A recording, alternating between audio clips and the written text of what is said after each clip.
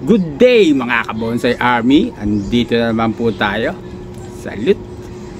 For today's video, nawa po ay habang pinapanood nyo to ay nasa mabuti kayong kalagayan.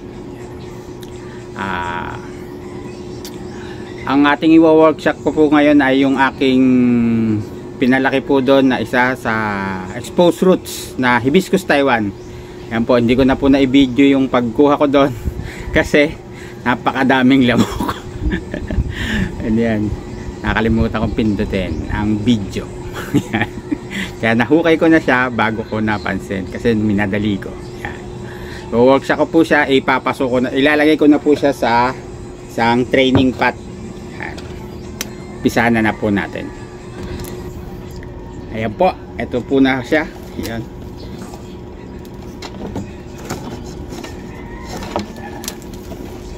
So, workshop na po natin.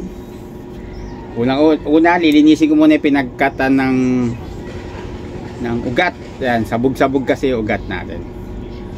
Pero tama, unahin ko muna dito sa ugat. Yan.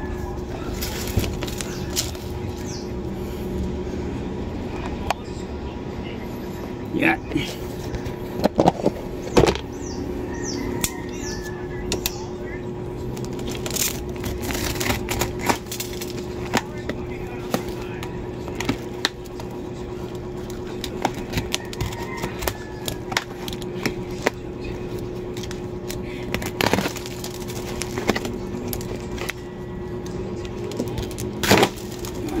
Shout out nga pala sa ating mga kabonsai army. Maraming salamat pa rin sa patuloy na pagsubaybay nyo sa akin. Matagal-tagal tayo hindi nakapag-video. Ayan.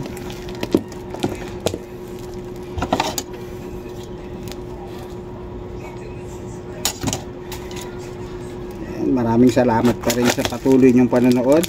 At gumagawa pa rin naman tayo ng mga video sa Reels dito sa YouTube. Medyo matagalan.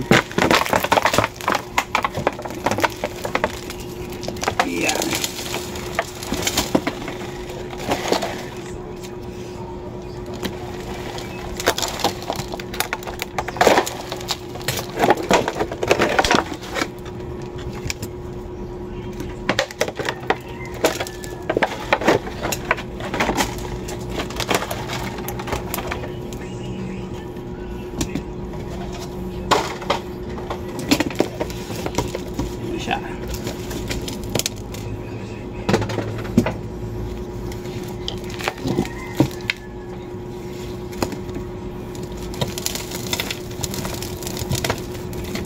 Buwasan natin ang lupa. Ba talaga pag nakarekta sa lupa ang bilis lumaki.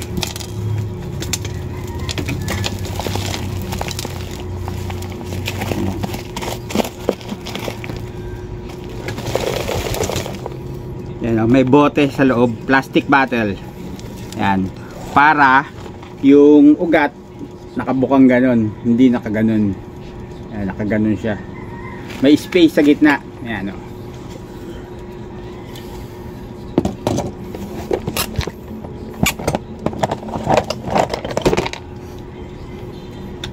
Patay na ugat. Tuloy natin.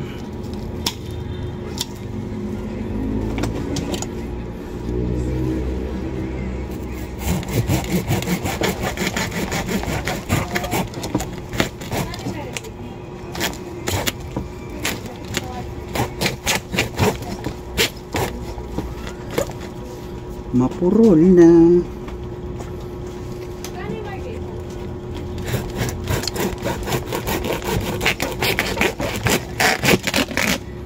Yun.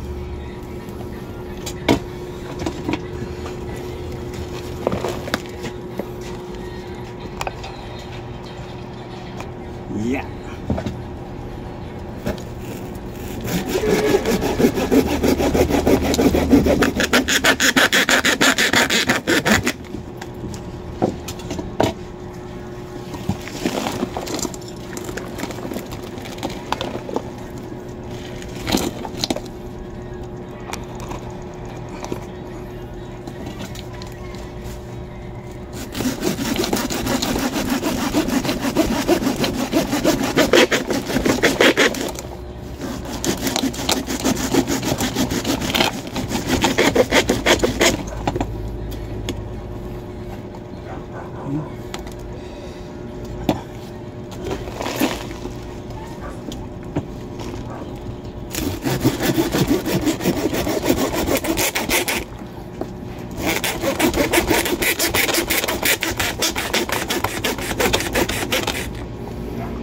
Putulin muna natin, kumakalog ang camera.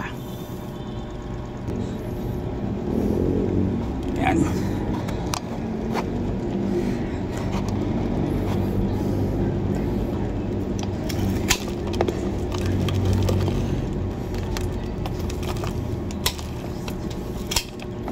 Yun.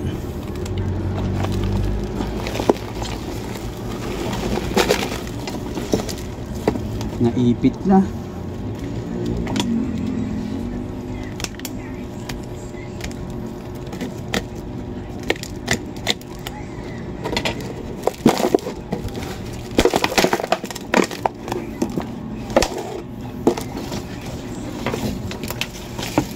Naipit yung bote.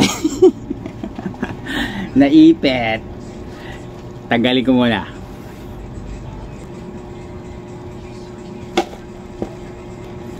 Ayan po. Tanggal na natin yung bote. Ayan.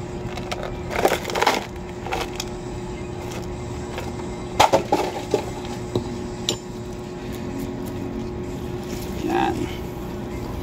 Ayan na siya. Tapos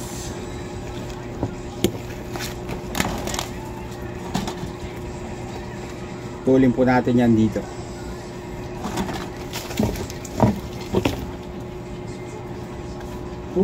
Linisin ko muna yung ating workplace. Yan. Buwasan ko muna ng sanga dahil di ko naman kailangan yung mga yung matataba na yan. Pang cuttings na lang po yan. Para ginhawang gumalaw.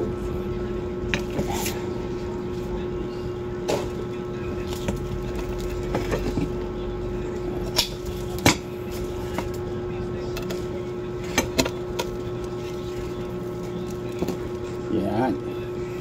Yan. Again, puputulin po muna natin dahil para hindi kumalog-kalog ang ating camera. Ayan po. Naputol na natin. Yan. Ki-clean cut ko na lang po muna to. Yan. Kasi ito yung magiging ano niya. Parang tag dito. First branch. Tapos ito ang papalakihin na nakatayo. Yan. Yan. Tayo siya dito para dito magkaroon ng new trunk. Dito yung mga magiging new body niya dito pag tumubo or ililiko na lang. Pero sana tubuan dito.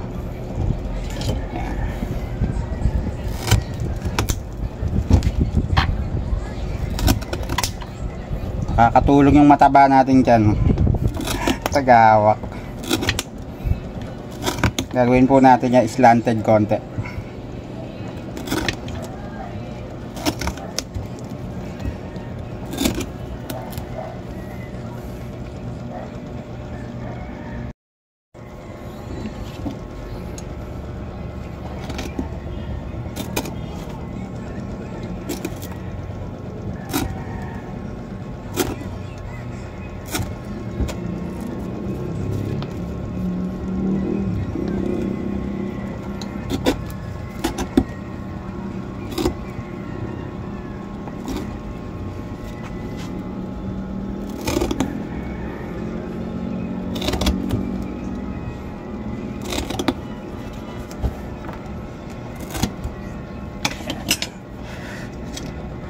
Linisin natin taas.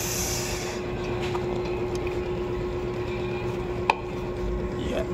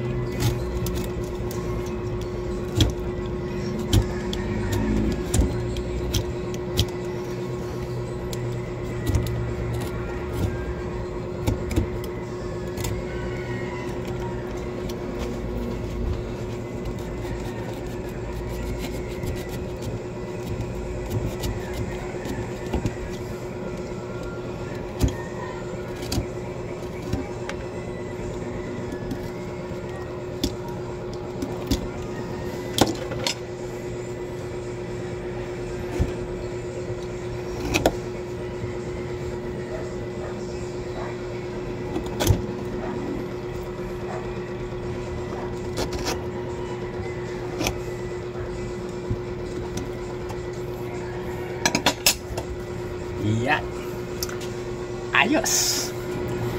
Yan po, lilinisin naman natin to.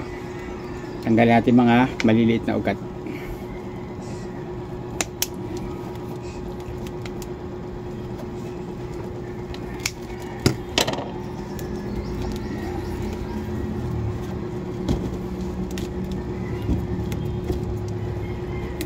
Pag nandito sa bandang taas, tanggalin ko talaga yan. Pag doon sa bandang baba, pwedeng iwanan.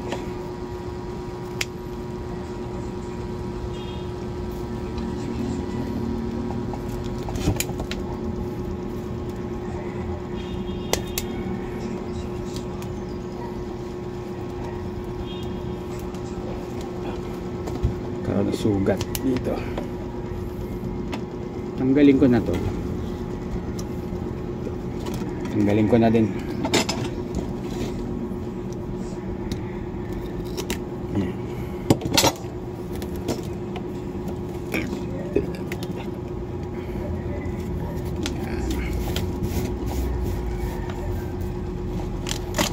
Oop. Saka ito. Tanggalin ko na din to. Hindi balanse oh. Ito, tanggalin.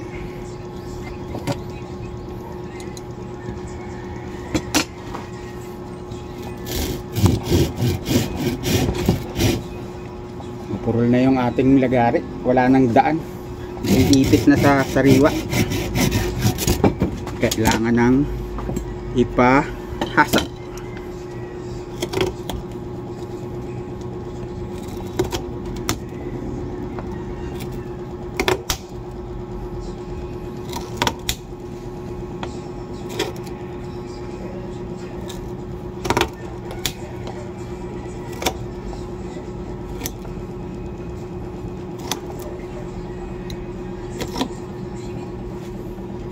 Yan.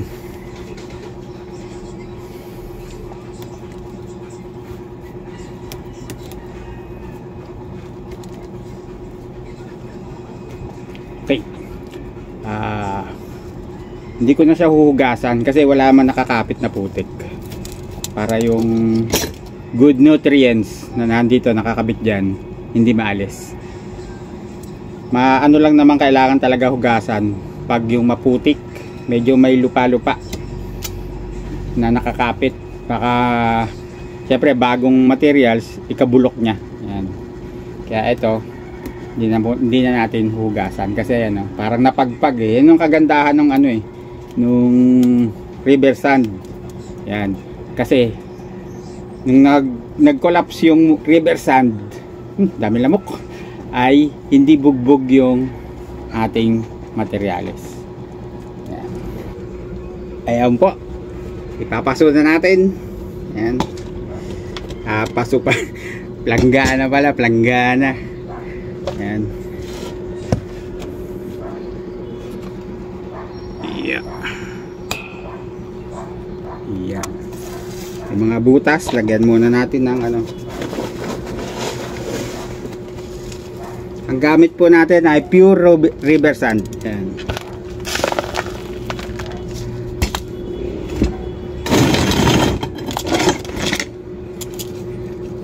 Bawat butas.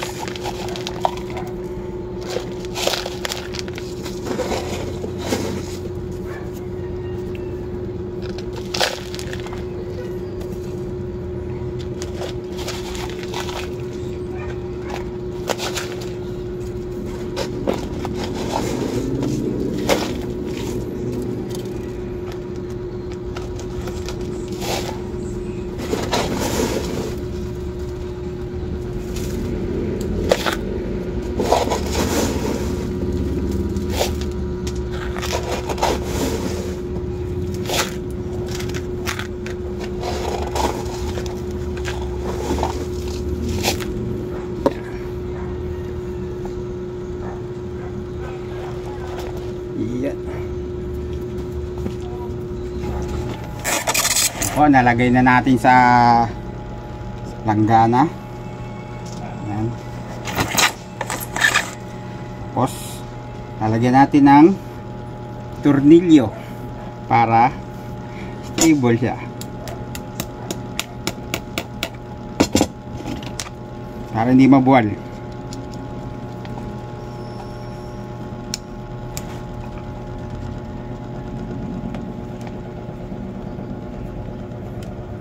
Ay, bumaon. Mali, mali pala yung nakuha ko, mali. Ayan po, tama na yung nakuha natin, yung matulis yung dulo. Ayan.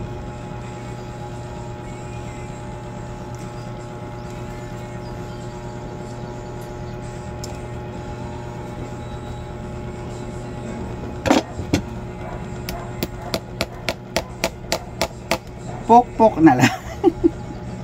Pok-pok na lang. Ayan.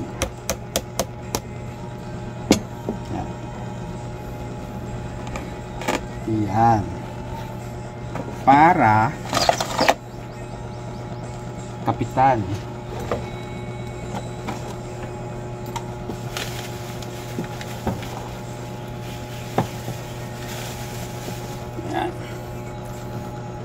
Tali. May naman tayo ngayon, bonsai wire pananali natin.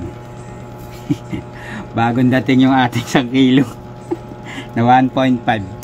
Ayan, pag gumagamit po ako ng bonsai wire 1.5, 2.5 saka 3.5.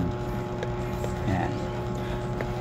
Kasi para yung 1.5 pwede sa 1, pwede sa 2. Yung 2.5 pwede sa 2, pwede sa 3. Yung 3.5 pwede sa 3, pwede sa 4. Yan po ang dahilan. Tipid po tayo doon.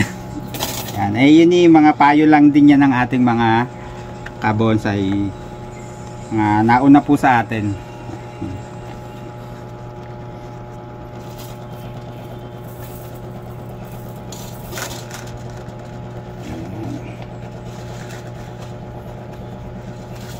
Kailangan may tali para hindi uga-uga.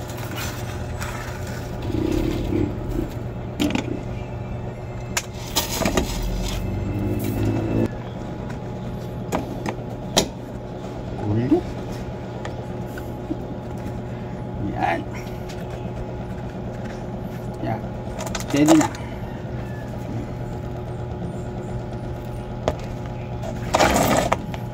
Yan. Natin ang kompleto. Yan, sari-sari yung riverside natin. May malaki, may maliit. Yan, para good drainage.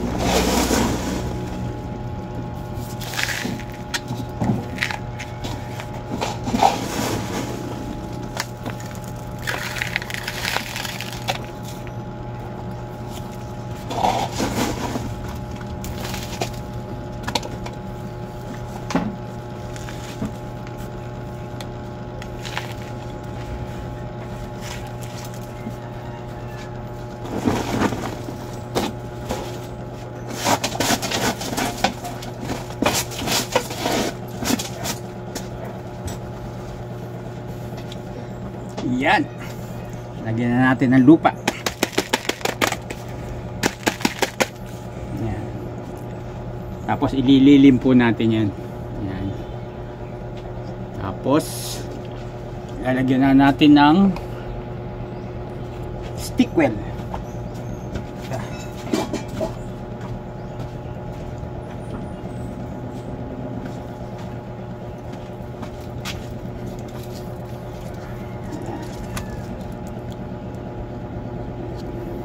Matagal ko ito pinapakita eh. Marami nagtatanong eh. Yan. Stick well, wood glue.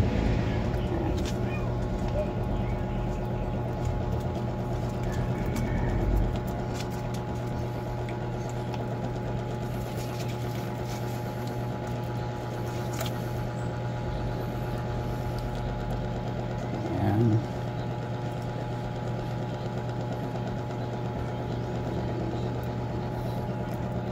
Pag malaki, damihan natin para hindi makapenetrate yung tubig dito sa kahoy. Kaya natin damihan. Kaya yung iba, nilalagyan niya ng yung aluminum foil na may pandikit para hindi ma-penetrate ng tubig. Yan. Eh wala tayo nun eh. Hindi pa tayo nakaka-avail. Saka umuubra naman to. Dadamihan lalagay. Yan. Para isang gastos lang. Pero effective po yun yung nilalagyan ng aluminum foil. Effective po yun. Hindi po natin yun dinidiscourage. Ayan. Magastos lang. Ayan. Ayan. Ayan po. Tumama sa electric. Ayan. Ito pa pala.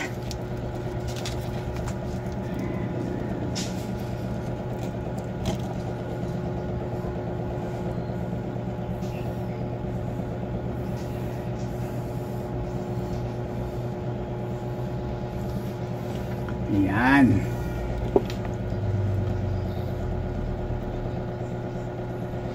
Ayan po.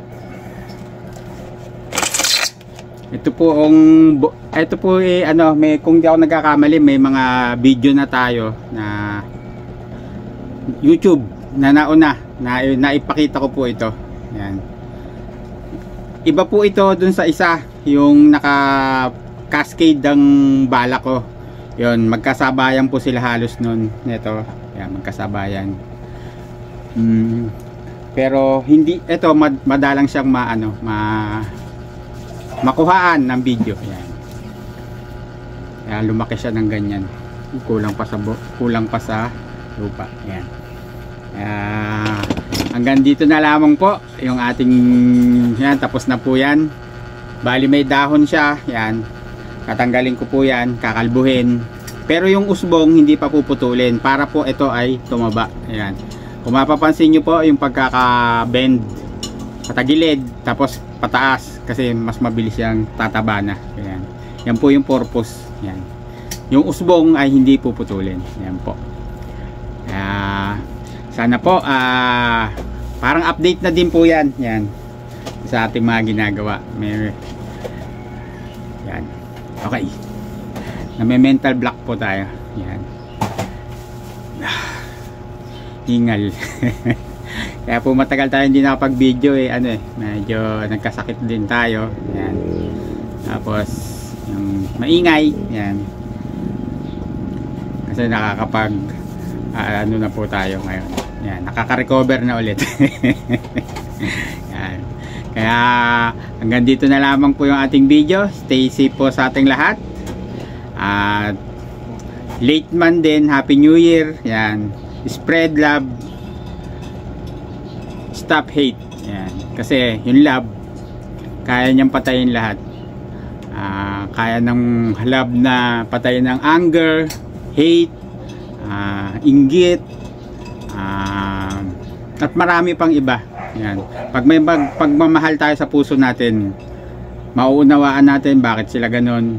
Ang mga tao sa paligid natin, yan, mauunawaan natin sila. Hindi tayo ang uunawain, tayo ang uunawa kasi may pagmamahal tayo sa puso. Yan yun. Because God is love. Pag ibig sabihin may love ka sa puso mo, may God ka sa puso mo. Yan po. Kaya hanggang dito na lamang po ang ating video. Stay safe po sa ating lahat. God bless. Salute. Adios.